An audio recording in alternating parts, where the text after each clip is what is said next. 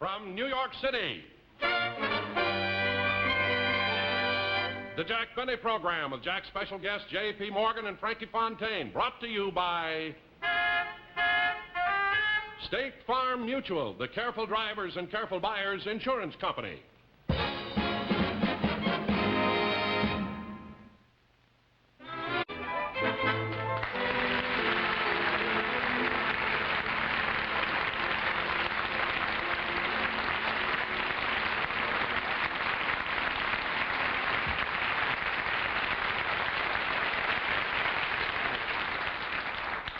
Now, wait a minute. I'm not going to be that good. Thank you very, very much, ladies and gentlemen, and welcome to our show.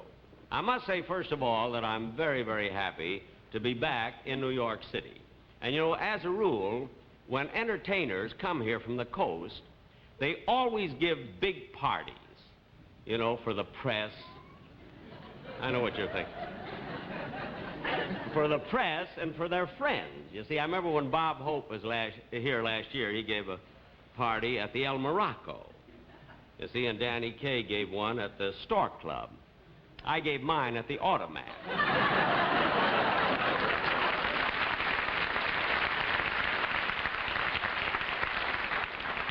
A lot of people won't believe this out of town, but it's true, isn't it? It's a true story. And of course, at these big parties, you know, the menus are limited. You know, it's always the same thing, either roast beef or chicken or ham, and there's nothing you can do about it, you see.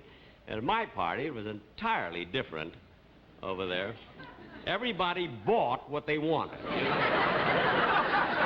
And the cutest thing, of course, the cutest thing about it, they all came to the Automat dressed formally, you see, and I had to, being the host, I had to stand there at the door and greet them. And I felt so silly, you know. I looked so ridiculous in, you know, top hat, white tie, and change maker. But it was a wonderful affair, and everybody thought that the party was much better than the one I gave last year at the Chock Full of Nuts. But ladies and gentlemen, I'm going to do something now that I very seldom do at home on a television show. I have a few very dear friends in the audience that I'd like to introduce. First, I want you to meet a very charming young lady who has made more money opening doors than a safecracker. Miss Betty Furness. She's sitting right there. Miss Betty, will you stand up?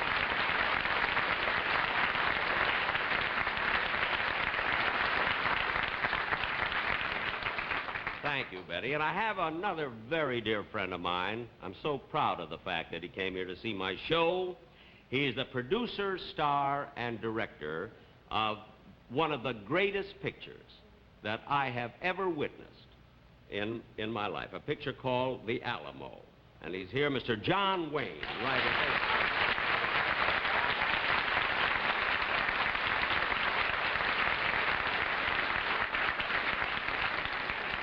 John, it was really great, and thanks for the pass.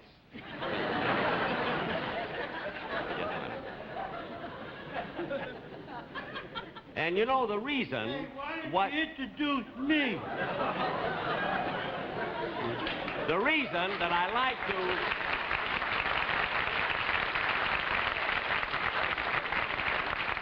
I hate hecklers, you know. The reason that I'd like to... I don't think it's fair to introduce them and not me. I'm your pal, too, you know. My pal? Oh, wait a minute. You're... Savoni. John L.G. Savoni. Oh, yes.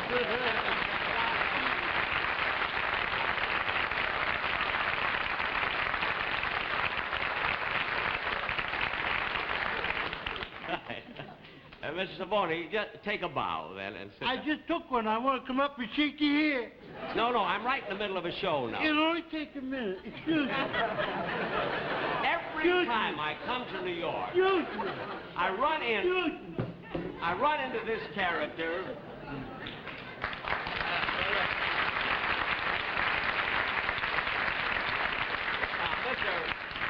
Now, Mr. Savoni, the reason, of course, that I didn't introduce you. I can't look at him. This guy. The reason I didn't introduce you, see, I didn't know that you were in the. How did you happen to see my show? Well, I'll tell you how it happened in the way. I was walking down the street. I wasn't doing anything. Just walking down the street. I wasn't doing anything. I didn't feel like doing anything. Just walking down the street. I was walking down the street. I wasn't doing anything. Look, Mrs. Lavoie, it seems that whenever I run into you, you're always walking down the street. Not doing anything. Yeah, not doing anything. But I don't care. I don't care about that. Haven't you ever thought of getting a job? A job? Huh? Yeah. It's funny you should bring that up. Only this morning while I was shaving, the mirror said to me, "Hey, you." I said, "Who?" The mirror said, "You." I said, "Me?" The mirror said, "Yeah." Why don't you go out and get yourself a job, you good-for-nothing bum? Now, to me, them's fighting words. I can understand that, yeah. But I wasn't fool enough to start anything. The guy in the mirror had a razor in his hand. I see, yeah. Then I realized, holy smoke, that's me!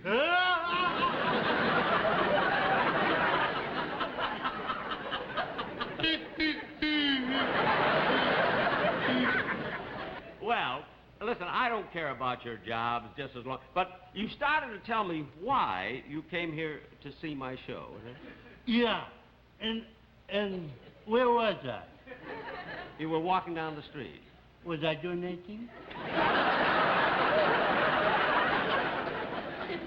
No, you never do anything. And I don't care. I'm just happy that you came in to see me, that's all. And I'm glad, too. Yeah? I like your show, Jack. You're my kind of guy. I am? Yeah. You just walk out on the stage, and you just stand around. You don't do anything. You just stand around. You don't do anything. You just stand around. You don't do...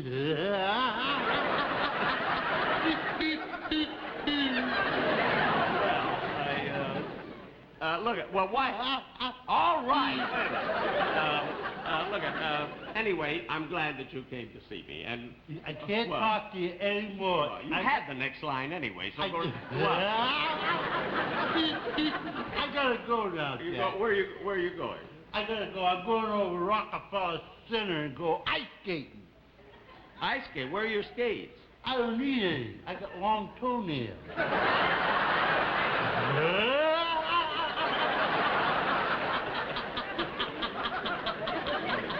Well,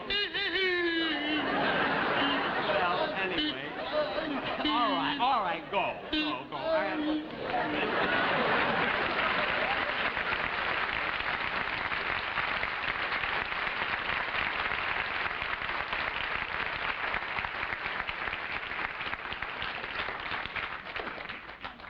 There's the greatest argument I've ever heard of for raising the school teacher's salaries. And now, ladies and gentlemen, I'd like to present... Jack, will you excuse me a minute, please? Oh, God.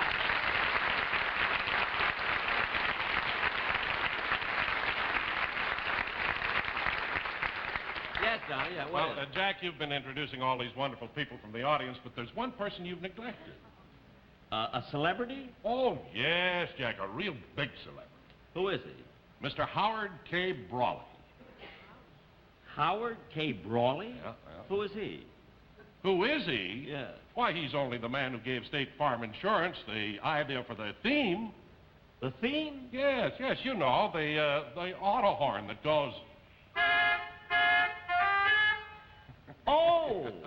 Oh, yes, the state life insurance, the horn. That's right. That's right. That's right, Jack.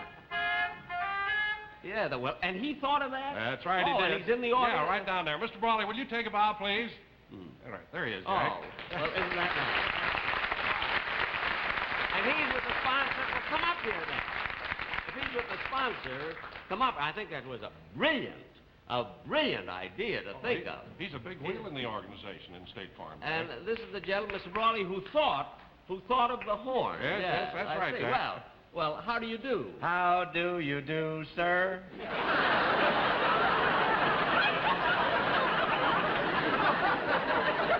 What is that? What did you say? How do you do, sir? It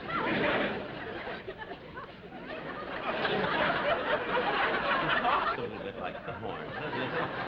Oh, yes, Jack, you see, Mr. Brawley is one of the 7,500 agents that State Farm has all over the country just to serve you.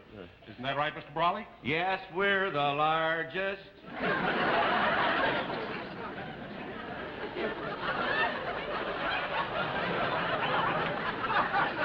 That's right, Jack. You know, State Farm is the largest auto insurance company in the world. And they may even save you $10, $20, $30 or more on your car insurance. Isn't that correct, Mr. Brawley? For all careful drivers. Now cut that out!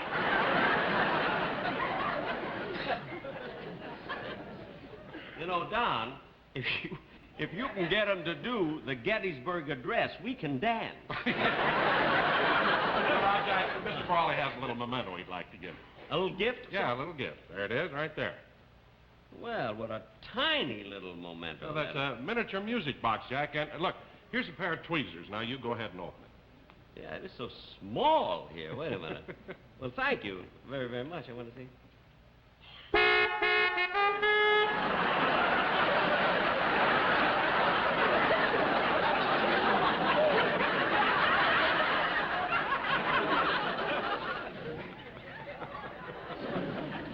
Right now, I'd like to save $10, $20, or $30 on a hearing aid, right now. Don, go, will you, and take this character with you, All right. Mr. Brawley. Come on, Mr. Brawley. Goodbye, Let's Mr. go. Brawley.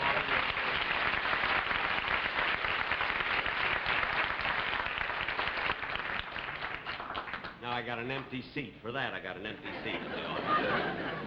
Ladies and gentlemen, I was started to say before I was interrupted by Don Wilson and the sound of music that I would like to present now my singing star this week. Very charming and lovely singer of popular song, a recording star, Miss J.P. Morgan.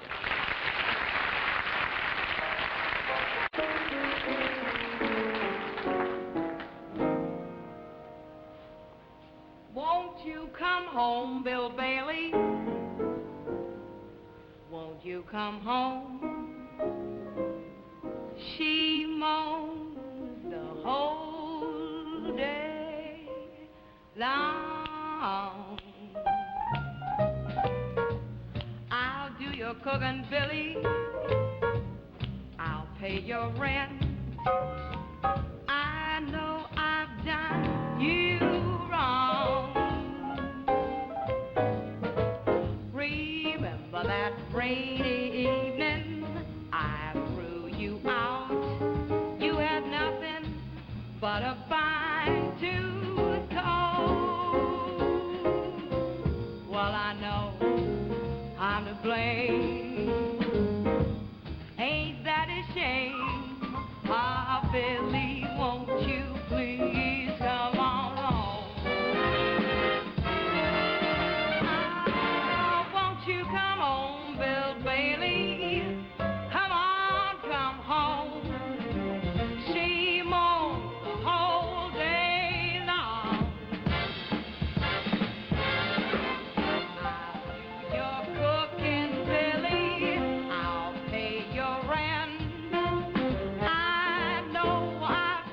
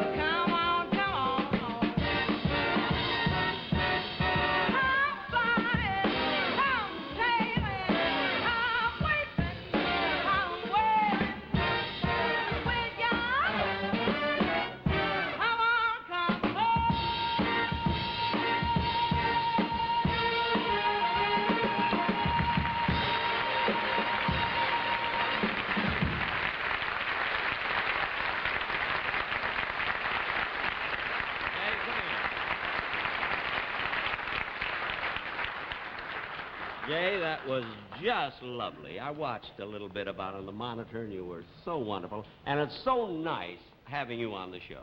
I'm glad to be here. Never mind. We did that bit already. We're through with that. But didn't we have fun at rehearsals and everything? Wasn't it a lot of fun? You weren't nervous or anything? No, we had so much fun. And, you know, I'm looking forward to our dinner date tonight. Our dinner date? Oh my goodness. What's the matter? I feel awful. Do you know what, Jay?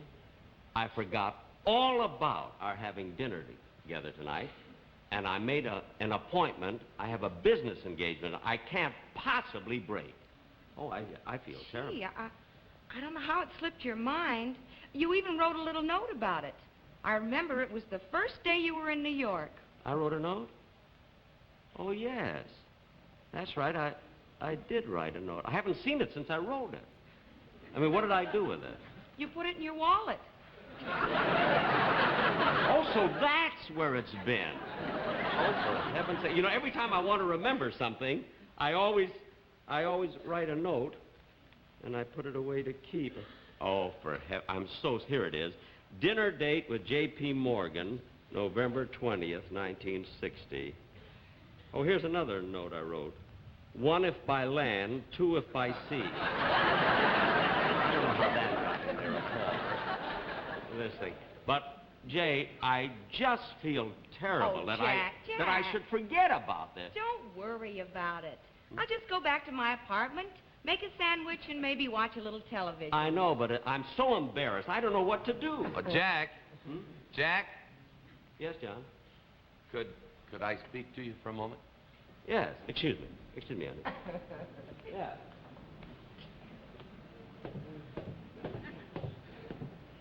Yes, sir. Oh, wait a minute.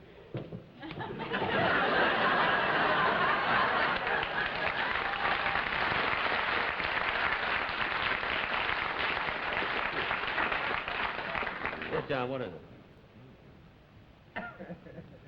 You would? Oh, Yes. I'll see if I can sit down. I'll see what I can Fine. do about it. Jay, look at, as long as I can't take you out, would I'd you... love to. Wait till I ask you! John, I think I can fix it. Come on, John, come up here a second, will you please?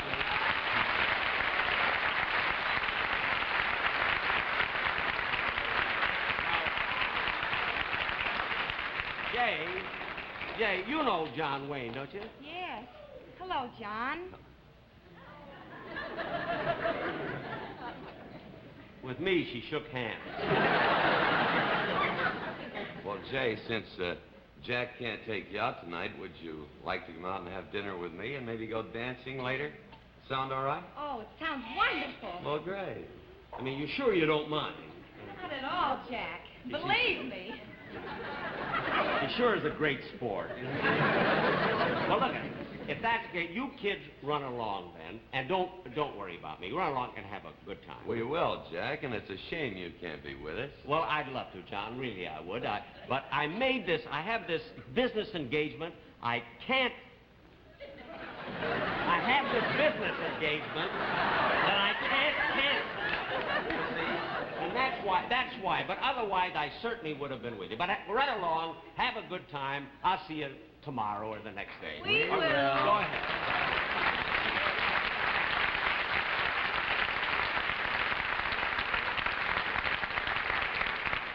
You know, besides being such a wonderful singer of songs, she's a great actress. You notice the way she hid her disappointment? I wonder where a fellow like John Wayne, where a star like that, now, if he went out with a girl that evening, I wonder where he would take her, you know. See, I bet they have a wonderful time together.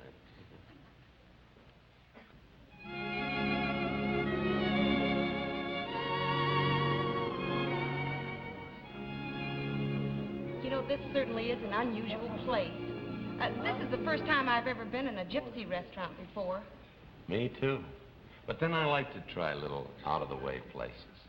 Gee, it's too bad that Jack couldn't be with us tonight. Do you really mean that? No, but that's the thing you're supposed to do. Good evening. Would you like for me to read your tea leaves? Go ahead, John. Well, all right. Now, let me see. Oh, you will have great success in the future. You will make a lot of money. And in next year, you will take a trip to Spain. Well, thank you. Oh, you are welcome. You know, when it comes to reading tea leaves, these gypsies are great. She's sensational. Why? Because I was having noodle soup. Ladies and gentlemen, I hope you all enjoyed your dinner. Now, for your entertainment, held over for the second week, the famous gypsy trio, Sasha, Pasha, and Yasha.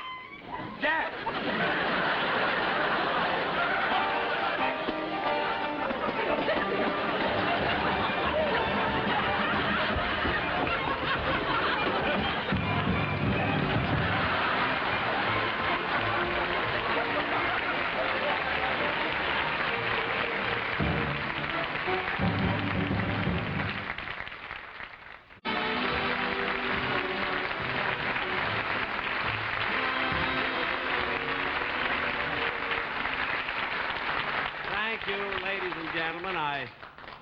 I'm out of breath from that. I hope you enjoyed the show. I want to thank Frankie Fontaine, who played Elsie Savoni, and also Miss J.P. Morgan for being on the show. And I do want to thank, funny thing now, John Wayne. Even though we have both been up, we've been considered for the same parts in pictures, we have still remained friends. John Wayne.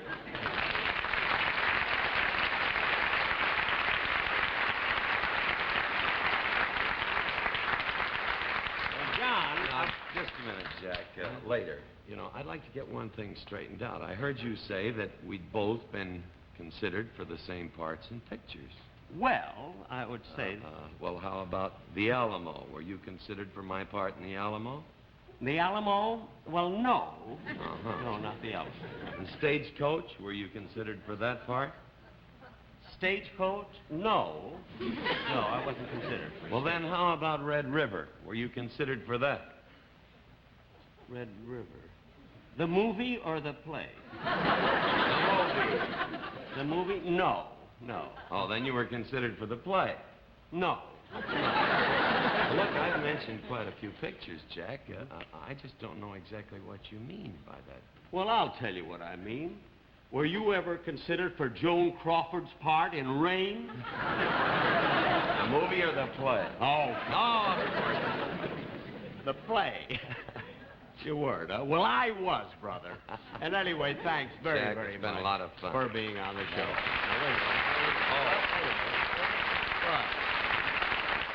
Remember the Alamo. Remember the Alamo? I was there.